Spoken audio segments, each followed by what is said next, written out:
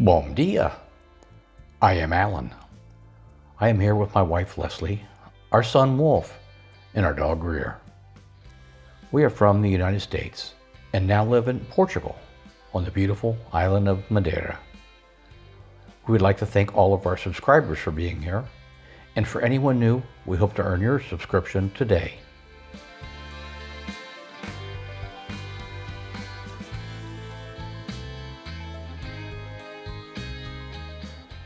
Today, we are meeting Gilda from e-immigration. This is the company we used when we were going through the process of getting our visas. They helped us to understand the different types of visas available and to figure out what would be best for our situation. As you know, we started our process during COVID and didn't get the chance to meet anyone that had done this before. So we felt that if we were going to sell everything we owned, it was going to be worth paying someone to help us with parts of the process and also to understand the process. Let's talk about it. We hope you will find our journey helpful as you work to navigate your own. It'll be fun. Vai ser divertido.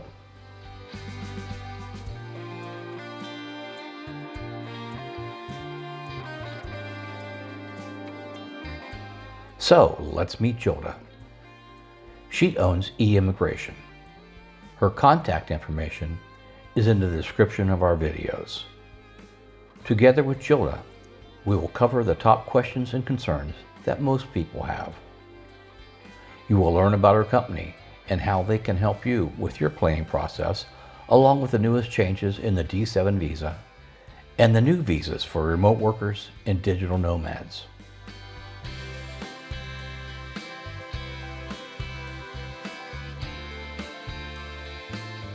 We'd like to say hi to our associate and friend, Gilda. And Gilda, would you mind telling us a little bit about yourself?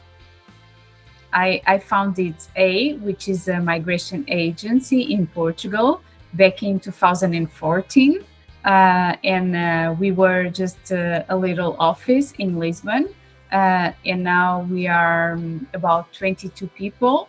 And today we have 3 offices in Lisbon, Porto, and Faro.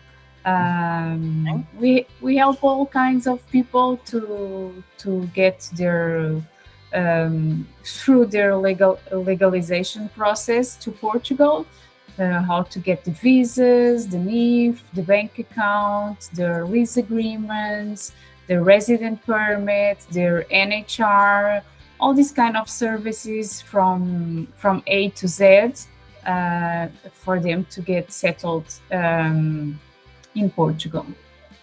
At the time, I think we were working with probably throughout the process 5 or 6 different people. Mm-hmm. But today it's up to 22 different people. No, but of course it doesn't go that way. You don't have to talk with so many people because they are from different departments, right? Different office, different departments, and also they work with different geographies. So okay. Like UK and United States, there are only like 2 different peoples that you need to talk to. And then if it's India, Asia, it's another different group of people. So that takes us to, you're helping with people all over the world. Yes, we do. So anybody can feel free to contact you. That's true.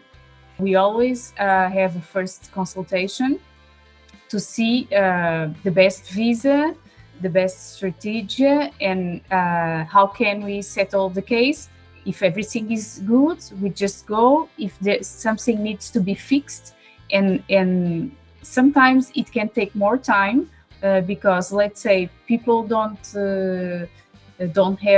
they have a business, but they don't have a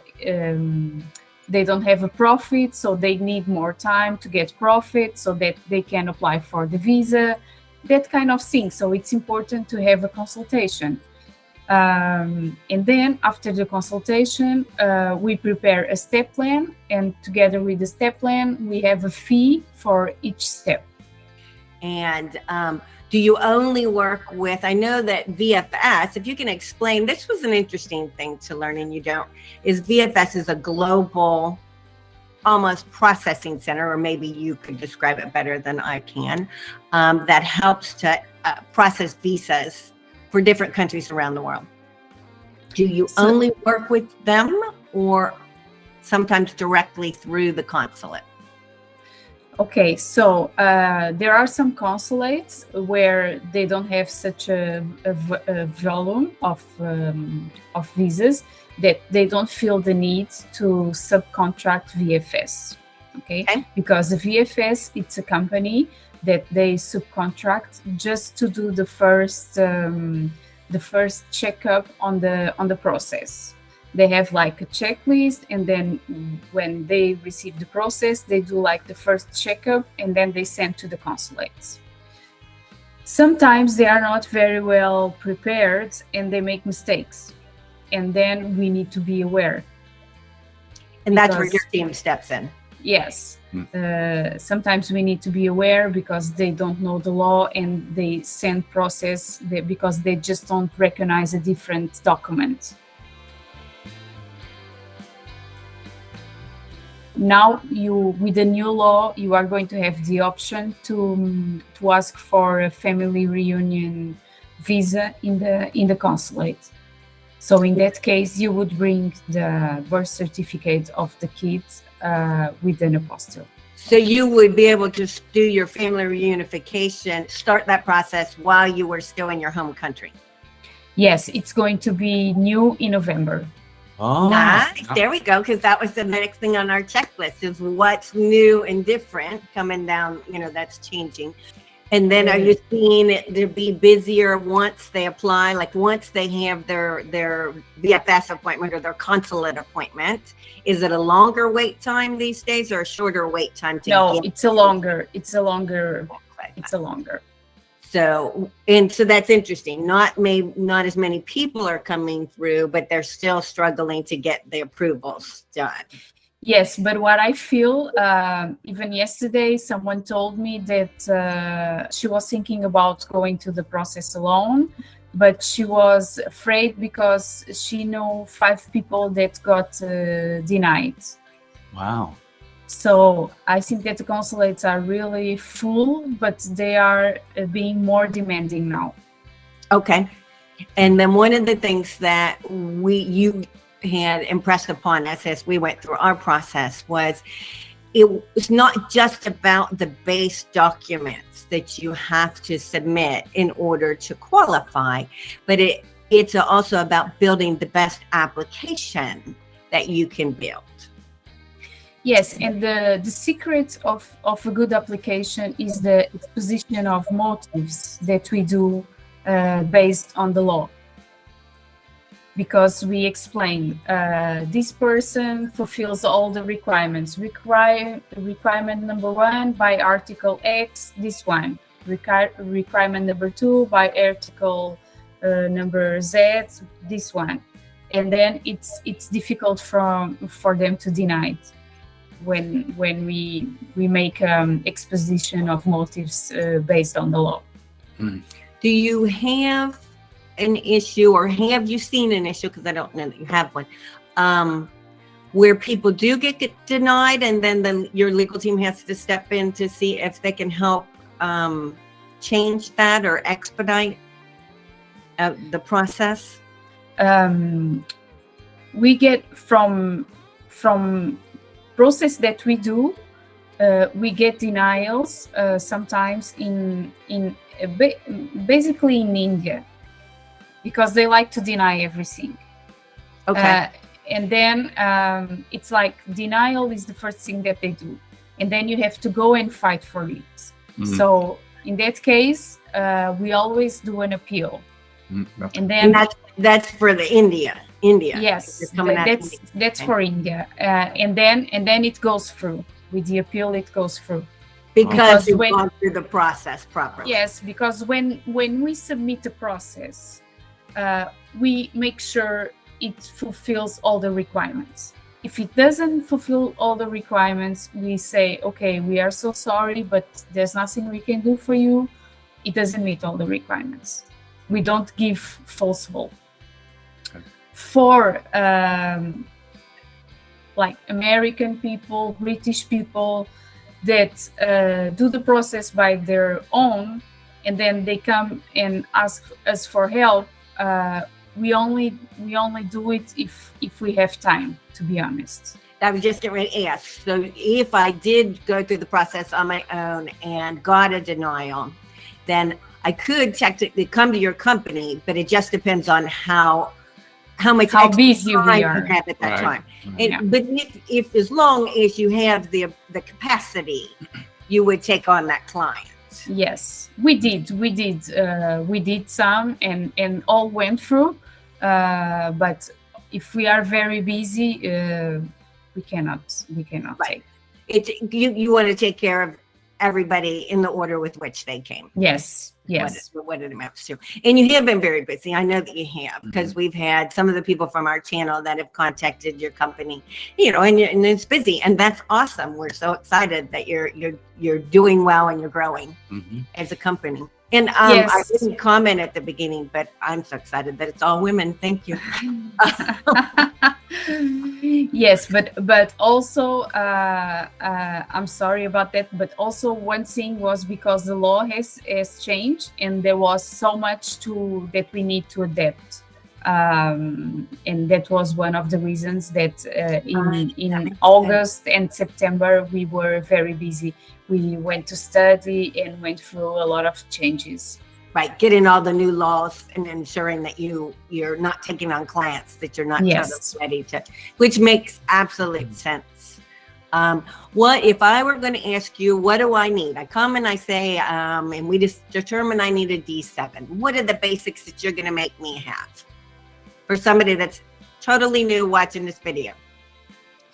Okay, so now another big change is Okay. that with this law, they have created this digital nomad visa. Nice. Oh, Yes, and this is a big change for people that were applying for the D7 with active income. Okay. For instance, people that were working remotely, they could apply for the D7 with a letter from the company saying that they could work remotely. Okay. But now that can't happen anymore. They have split the waters. Now So if I was going to do a digital nomad visa, what would I do? So now you can apply for the D7 if you have only passive income, Social Security, pensions, savings, interests,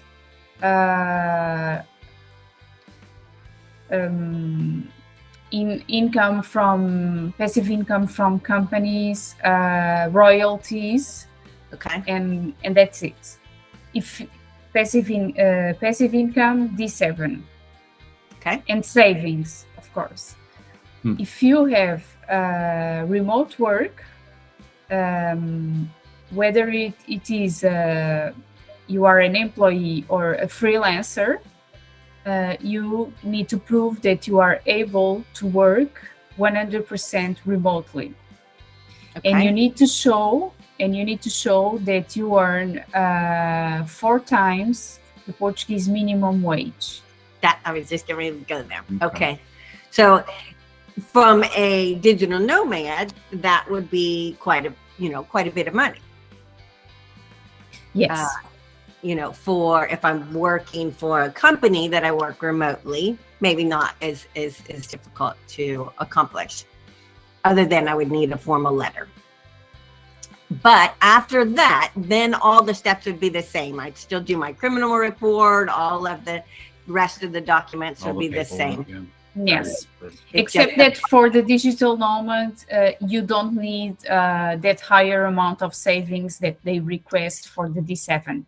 Which is there's the opposite. So I may need a higher income because it's active income than I would need for passive income, but I'm not going to need the savings quantity. That makes Yes. perfect. So there's the offset and separate, and that starts in November. That Yes. process Oh, starts in wow. November. That's all brand So new. that's nice. Yeah. That's nice. So what else is new and different? Anything? So we've talked about the family reunion. We've talked about the digital nomad versus the D7, and we have also a new visa that's the job seeker, working seeker visa. So if you want to come to Portugal to seek for a job, Okay. you have 3 months to do it, to find a job, and then if you find the job, you can turn your visa into a resident permit. Wow. Oh, That's so that's nice. yeah. What's that Yeah. called? That's the job seeker. The job Job Oh, seeker okay. visa. A question back about the digital nomad visa. Does it have any time stipulation? Does it have a length of time that it's good for, or does it go towards citizenship, or how does that work? It works like the D7. Okay. So you get your Because- 2-year temporary and then another Yeah. temporary. And then at the end of the 5 years, you could apply for citizenship. Yes. Or Actually, yeah. Actually, they have 2 kinds. They have a temporary digital nomad visa, which is only for 6 months, and they have a residency digital nomad visa, which is like the D7. Okay. and why would I want a temporary versus a residency? Because some people wouldn't like to fix their residency here for tax purpose. I just wanted you to say it. Yes, we try to do everything from the heart and put as much love as we can. We know it's a business and it's a business, but we love what we do. Exactly.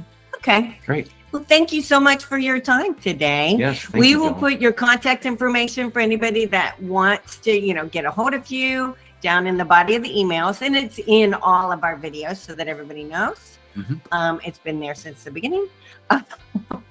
So that way, if someone wants to get a hold of you to see pricing or to get their consultation and understand the steps for their process.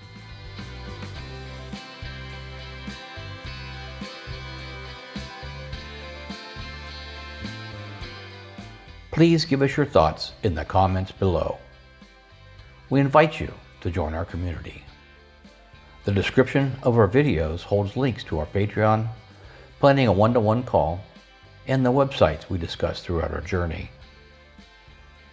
We hope you will continue to come along with us on our new adventure. We are grateful for the opportunity we have been given. Life is short. We should have done this sooner. Please like, subscribe, and hit that notification bell to help us grow. The next stage in your life is a journey. Enjoy it.